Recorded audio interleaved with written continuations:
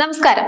പശ്ചിമേഷ്യൻ മണ്ണിൽ യുദ്ധത്തിന്റെ കാർമേഘങ്ങൾ വീണ്ടും ഉരുണ്ടുകൂടുന്നത് ഗൾഫ് രാജ്യങ്ങളിൽ കഴിയുന്ന ദശലക്ഷക്കണക്കിന് പ്രവാസികളെ കടുത്ത ആശങ്കയിലാക്കിയിരിക്കുകയാണ്.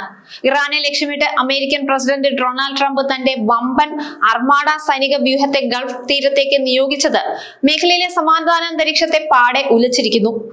വെറും രാഷ്ട്രീയ തർക്കങ്ങൾക്കപ്പുറം ഈ സൈനിക നീക്കം സാധാരണക്കാരായ പ്രവാസികളുടെ ജീവിതത്തെയും തൊഴിലിനെയും നേരിട്ട് ബാധിക്കുന്നതാണ്. സുരക്ഷാ ഭീഷണികൾക്കൊപ്പം ആഗോള എണ്ണ വിപണിയിൽ ഉണ്ടാകുന്ന ചലനങ്ങളും പ്രവാസി കുടുംബങ്ങളുടെ സാമ്പത്തിക ഭദ്രതയ്ക്ക് മേൽ നിഴൽ വീഴ്ത്തുന്നതാണ്. പശ്ചിമേഷ്യയിൽ മറ്റൊരു സംഘർഷാവസ്ഥ രൂപപ്പെടുകയാണെന്ന് ചുരുക്കം. ഇറാനുമായുള്ള ബന്ധം സംഘർഷത്തിലേക്ക് എത്തി നിൽക്കെ ഗൾഫ് തീരത്തേക്ക് തങ്ങളുടെ വമ്പൻ അർമാഡ അയച്ചത് വലിയ ചർച്ചയ്ക്കാണ് വഴിവെച്ചിരിക്കുന്നത്.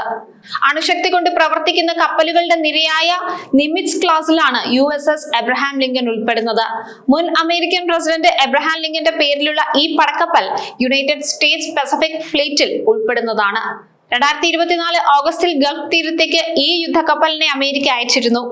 ഇറാൻ ഇസ്രായേൽ സംഘർഷത്തിന് പിന്നാലെയായിരുന്നു ഇത്. USS എബ്രഹാം ലിങ്കന് പിന്നാലെ ധാരാളം ഗൈഡഡ് മിസൈൽ ഡിസ്ട്രോയറുകളും അമേരിക്ക അയക്കുന്നുണ്ട്.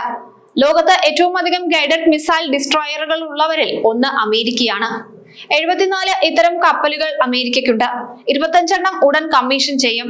ഇവയ്ക്ക് പുറമെ സുശക്തമായ വായു പ്രതിരോധ സൈനിക സംവിധാനങ്ങളും അമേരിക്ക വിന്യസിക്കും. കഴിഞ്ഞ ദിവസം മാത്രം താൻ ഇറാനിൽ 837 പേരുടെ വധശിക്ഷ തടഞ്ഞെന്നാണ് ട്രംപ് അവകാശപ്പെടുന്നത്. സാധാരണക്കാരെ ആക്രമിച്ചു കൊന്നാൽ ഇറാനിൽ ഇടപെടുമെന്ന് ട്രംപ് നേരത്തെ തന്നെ മുന്നറിയിപ്പ് നൽകിയിരുന്നു ഇറാൻ ഭരണകൂടത്തിന്. അമേരിക്കൻ ഭീഷണികൾക്കിടയിലും ആണവ പരീക്ഷണങ്ങൾ അടക്കം നടത്തുന്ന ഇറാനെ തടയാൻ ഇത്തരം സൈനിക വിന്യാസം വഴി ഭരണകൂടത്തിന് കഴിയുമോ എന്നാണ് അറിയേണ്ടത്. അമേരിക്കയുടെ കടുത്ത സാമ്പത്തിക ഉപരോധങ്ങൾ നിലനിൽക്കുമ്പോഴും ആണവ പരീക്ഷണവുമായി ഇറാൻ മുന്നോട്ട് പോകുന്നത് ട്രംപിനെ പ്രകോപിപ്പിച്ചിട്ടുണ്ട്. ഗാസയിലെ ഹമാസിനെയും ലബനനിലെ ഹിസ്ബുള്ളയെയും പിന്തുണയ്ക്കുന്നത് ഇറാനാണെന്ന് അമേരിക്ക ആരോപിക്കുന്നു. ലോകത്തിലെ ഏറ്റവും വലിയ ബാലിസ്റ്റിക് മിസൈൽ ശേഖരമുള്ള രാജ്യങ്ങളിൽ ഒന്നാണ് ഇറാൻ. US കപ്പൽപ്പടയെ പ്രതിരോധിക്കാൻ തങ്ങളുടെ ഹൈപ്പർസോണിക് മിസൈലുകൾക്ക് കഴിയുമെന്ന് ഇറാൻ അവകാശപ്പെടുകയാണ്. ലോകത്തെ എണ്ണക്കടത്തിന്റെ പ്രധാന പാതയായ ഹോർമൂസ് കടലിടുക്ക് തടയുമെന്ന ഭീഷണിയും ഇറാൻ ഉയർത്തുന്നുണ്ട്. ഇത് ആഗോള സാമ്പത്തിക വ്യവസ്ഥയെ ബാധിക്കും. പശ്ചിമേഷ്യയിൽ ഒരു യുദ്ധ സാഹചര്യം ഉണ്ടായാൽ, പ്രത്യേകിച്ച് ഇറാൻ US സംഘർഷം ഉണ്ടായാൽ, അത് ഗൾഫ് രാജ്യങ്ങളിലെ വികസന പ്രവർത്തനങ്ങളെ എല്ലാം ബാധിക്കുന്നതാണ്. ഇത് പ്രവാസികളുടെ തൊഴിൽ നഷ്ടപ്പെടുന്നതിനും ശമ്പളം കുറയുന്നതിനും എല്ലാം കാരണമാകും. ലോകത്തെ എണ്ണക്കടത്തിന്റെ നല്ലൊരു ശതമാനവും നടക്കുന്നത് ഇറാൻ തീരത്തെ ഹോർമൂസ് കടലിടുക്കിൽ വഴിയാണ്. ഇവിടെ സംഘർഷമുണ്ടായാൽ എണ്ണവില കുതിച്ചുയരുകയും ഗൾഫ് രാജ്യങ്ങളിൽ നിന്നുള്ള ചരക്ക് നീക്കം തടസ്സപ്പെടുകയും ചെയ്യും. ഇത് പ്രവാസികളുടെ ജീവിത ചെലവ് വർദ്ധിപ്പിക്കും. ഗൾഫ് രാജ്യങ്ങൾ, അതായത് UAE, സൗദി അറേബ്യ എന്നിവ ട്രംപിന്റെ സമാധാന സമിതിയിൽ ചേർന്നത് മേഖലയിൽ സമാധാനം കൊണ്ടുവരുമെന്ന് പ്രതീക്ഷിക്കുമ്പോഴും ഇറാൻ ഈ രാജ്യങ്ങളെ ലക്ഷ്യം വെക്കുമെന്ന ഭീഷണി നിലനിൽക്കുന്നു. ഇത് പ്രവാസികളുടെ നിക്ഷേപങ്ങളെയും ആസ്തിയെയും ഒക്കെ ഒരുപോലെ ബാധിക്കുന്നതാണ്. യുദ്ധഭീഷണി മൂലം വിമാന സർവീസുകൾ റദ്ദാക്കപ്പെടുകയോ വഴിതിരിച്ചുവിടുകയോ ചെയ്താൽ പ്രവാസികളുടെ യാത്ര ബുദ്ധിമുട്ടിലാകും. വിമാന ടിക്കറ്റ് നിരക്കിൽ വലിയ വർധനവിനും കാരണമാകും.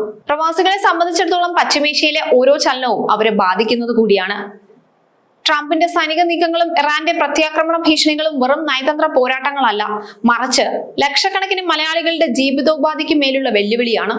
മേഖലയിൽ സമാധാനം പുനഃസ്ഥാപിക്കാനുള്ള അന്താരാഷ്ട്ര നീക്കങ്ങൾ വിജയിച്ചില്ലെങ്കിൽ പ്രവാസ ലോകം കണ്ടിട്ടുള്ളതിൽ വെച്ച് ഏറ്റവും വലിയ പ്രതിസന്ധിക്കായിരിക്കും വരും നാളുകൾ സാക്ഷ്യം വഹിക്കുക. ആഗോള ശക്തികൾ സംയമനം പാലിക്കുകയും ചർച്ചകളിലൂടെ പരിഹാരം കാണുകയും ചെയ്യേണ്ടത് പ്രവാസി സമൂഹത്തിന്റെ സുരക്ഷിതമായ ഭാവിക്ക് ആവശ്യമാണ്.